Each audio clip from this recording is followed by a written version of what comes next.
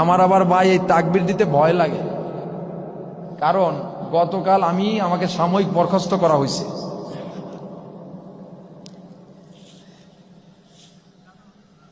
আমাকে সাময়িক বরখাস্ত করা হয়েছে, আমার অপরাধ শুনবেননি। বিষয়টা হচ্ছে খুবই হাস্যকর আবার কষ্টেরও। পুলিশ কারি মহিবুল্লাহকে চেনে না, পুলিশ বাদ দিলাম, কারি মহিবুল্লাহকে চেনে না, বাংলাদেশে এমন লোক কমই আছে। এখন তারাও পুলিশ কারিরে চেনে। এখন সেখানে লোকটা হাত ধরে টানতে, ভাই একটা গজল গাইয়ে যেতে হবে, আপনার গজল শুনবো আমরা, আপনি যেহেতু যাচ্ছেন একটা গজল আমরা শুনবো। আপনারা বলেন এটা কি অপরাধ মানুষকে? আমি সৎ মনে সৎ প্রাণে সেখানে একটা গজল গাইছি।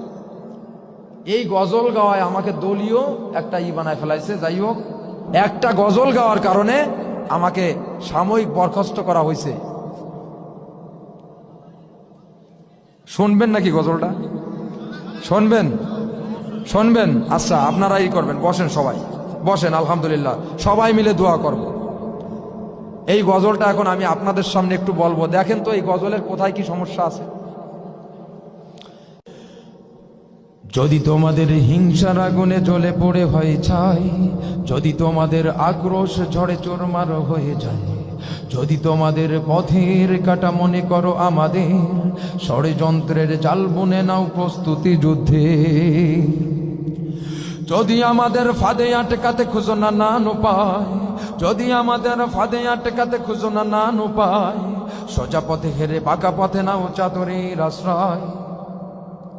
যদি পৃথিবীর প্রতিটি কোণায় গড়ে তোলো কারাগার, যদি আমাদের সব রসদের বন্ধ করো দ্বার, যদি বুলেটের আঘাতে বসতি কেঁপে ওঠে থর থর, তবু স্লোগানে তাকবীর ধ্বনি বলবো যে আবার, নারায়ে তাকবীর, নারায়ে তাকবীর, নারায়ে তাকবীর, নারায়ে তাকবীর।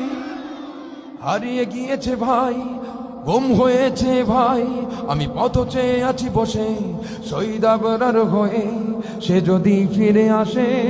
ঠিক না? পিতা মাতা হারিয়ে অবুঝ শিশুকে দেখায়, বিচার করো ওগো প্রভু, আমি নালিশ দিয়ে যাই।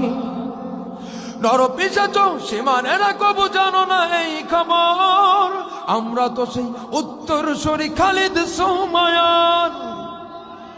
মুমিনের কাছে ইমানের চেয়ে দামি নেই কিছু আর, শত আঘাতে তাকবীর ধ্বনি বলবো যে আবার, নারায়ে তাকবীর,